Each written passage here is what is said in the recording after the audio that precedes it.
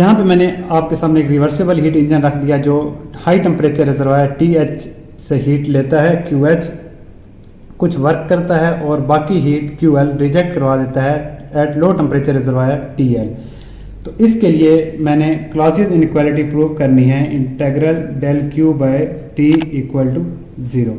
तो बेटा absolute temperature scale हमने एक रिलेशन ड्राइव किया था, मैंने आपको समझाया था QH over QL for a reversible cycle TH over TL के।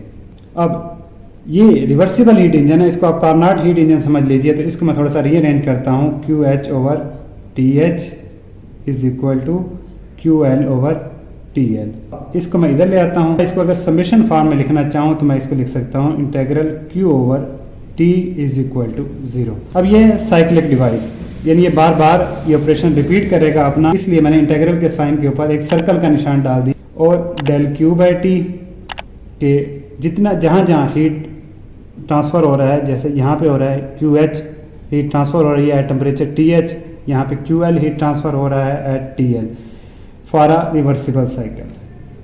तो ये जो हमारा रिलेशन था क्लॉजियस इनइक्वालिटी का इक्वल वाला साइड, जिसमें for a reversible cycle cyclic integral of del Q by T 0 होता है, वो हमने प्रूफ कर लिया।